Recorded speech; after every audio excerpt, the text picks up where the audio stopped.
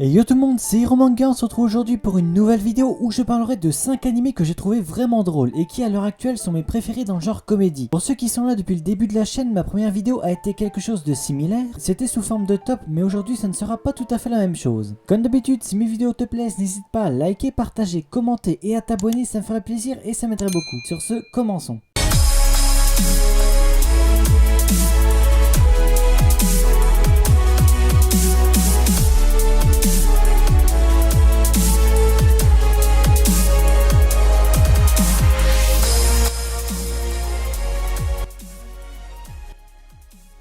Commençons par celui qui a vu sa popularité grimper d'un seul coup en très peu de temps. Je parle bien sûr de Grand Blue. On suit Kitahara Iori, âgé d'une vingtaine d'années, qui vient d'emménager chez son oncle dans la ville côtière d'Izu pour poursuivre ses études à la fac. En plus de son oncle, il va y retrouver ses cousines qu'il n'avait pas vues depuis des années. Il va travailler dans une boutique de plongée, sauf que à peine arrivé qu'il se fait aborder par des mecs nus dans le magasin de son oncle. Ils veulent le faire rejoindre le club de plongée Picaboo et essaieront par tous les moyens de le faire s'inscrire. Il décidera d'accepter et de tester la plongée, sauf que les membres du club sont des gros soulards et préfèrent s'amuser plutôt que travailler, bien qu'ils prennent la plongée très au sérieux. La majeure partie de l'anime se consacre à la comédie. En vrai, je dirais qu'il y a 2-3 épisodes max dédiés à la plongée. On fera la rencontre de personnages qui, en plus d'être attachants et très drôles, ont une très grande passion pour la plongée, ce qui l'air de rien leur donne un petit côté admiratif. Ils savent être sérieux quand il faut. Le plus drôle dans cet anime, pour ceux qui l'ont vu, c'est sans hésitation les expressions faciales, qui sont la cause majeure de la popularité de cet anime. Sérieux, c'est juste impossible de ne pas rire quand on voit leurs expressions juste hilarantes. J'ai qu'une chose à dire, c'est vivement la saison 2 que j'attends avec impatience. L'anime a 12 épisodes sortis en 2018, disponible sur Amazon Prime Video. Il a pour genre comédie, school life, slice of life et pour thème école et quotidien. Le manga est disponible en France avec 4 tomes de disponibles contre 17 au Japon, en plus d'être encore en cours, ce qui est juste incroyable. D'ailleurs, le manga en France a quasi rattrapé l'anime, donc les prochains tomes seront du inédit qui n'est pas encore sorti en anime. Les tomes 5 et 6 sortiront d'un coup le 21 octobre 2021 chez les éditions Meian et qui devraient en toute logique commencer à être inédits.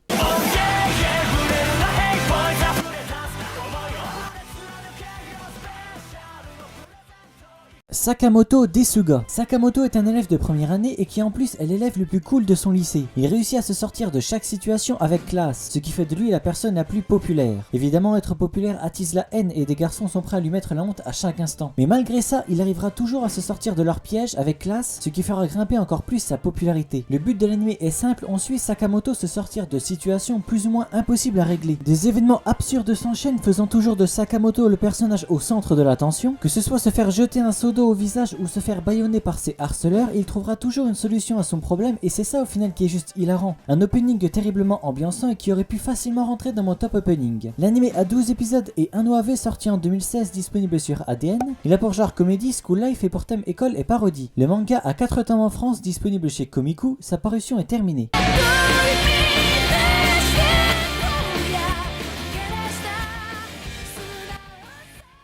Passons à Gintama, un anime que sûrement beaucoup de monde connaît mais qui n'a pas été forcément regardé au vu de son nombre d'épisodes. L'histoire se déroule à Edo, à l'époque où les samouraïs étaient respectés de tous. Mais un jour, des aliens, à Manto, ont débarqué sur Terre et décident de faire la loi tout en interdisant le port de l'épée. Plusieurs années plus tard, alors que la planète est désormais sous le contrôle des aliens, on suivra Sakata Gintoki qui décide de vivre à sa manière, en travaillant en tant que freelancer, une personne qui rend service aux gens contre de l'argent. C'est en faisant des petits boulots qu'il rencontrera Shinpachi, un jeune samouraï, et Kagura, une extraterrestre pas comme les autres. Ensemble, ils vont vivre en tant que freelancers et formeront une équipe appelée les Yorozuya et rendront service aux personnes dans le besoin. Alors ce qui est incroyable, c'est le fait de passer d'une ambiance à l'autre. Je m'explique. On peut passer à une mission de recherche de chiens par exemple, à des combats ultra stylés, des morts, du sang, des émotions. Des arcs juste sensationnels peuvent arriver d'un coup. Ça passe d'une ambiance comique à sombre, on a même parfois des arcs sérieux mélangés à de la comédie, mais qui malgré ça restent pris au sérieux. Beaucoup de références en plus de ça, on a du Bleach, du One Piece, du Hunter x Hunter et énormément d'autres. Il y a un épisode dans l'anime qui a réussi à me faire rire pendant tout l'entièreté de l'épisode, c'était la première fois que je rigolais autant. C'est juste un chef-d'œuvre dans le domaine de la comédie, j'ai pas d'autres mots. L'anime a 367 épisodes au total, donc un anime assez court que vous pouvez finir facilement en un jour, donc foncez le voir. Il y a uniquement la fin de l'anime sur Crunchyroll, environ les 100 derniers épisodes, le reste est uniquement en streaming. La diffusion a commencé en 2006 et s'est finie en 2018, mais il a un film sorti en 2013 et un autre sorti début 2021, qui conclut bel et bien la série animée après plus de 15 ans de diffusion. Si des gens veulent, j'ai un lien pour voir le dernier film en VOST FR que je mettrai en description. traduction. Je remercie évidemment la Picari Teshima de l'avoir traduit, sans eux je n'aurais jamais pu le voir, n'hésitez pas à leur donner de la force, ils le méritent amplement et ils traduisent également d'autres animés et films sur leur plateforme. Il a pour genre action, aventure, comédie, drame, fantasy, historique, science-fiction et shonen. Et pour thème alien, extraterrestre, histoire, parodie et samouraï. Le manga a 77 tomes au total finis au Japon, mais encore en cours chez nous avec 68 tomes de dispo chez les éditions Kana. Le tome 69 sort le 1er octobre 2021.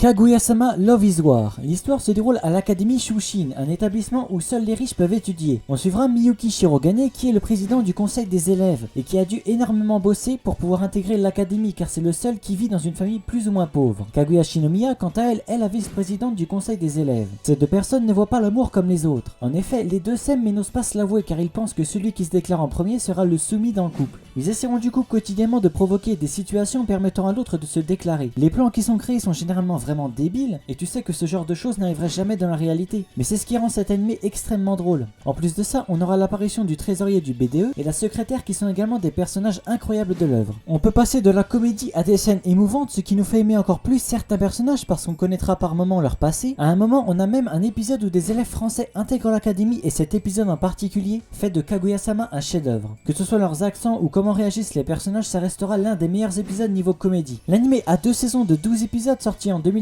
et 2020 et un OAV sorti en 2021 disponible sur Wakanim. Une saison 3 est prévue pour octobre 2021 sur Wakanim également. Il a pour genre comédie, drame, romance, cool life et seinen et pour thème adolescence, amour et école. Le manga est en France avec 5 tomes de disponibles contre 23 au Japon avec une parution encore en cours. Le tome 6 sort le 3 novembre 2021 chez Pika Édition.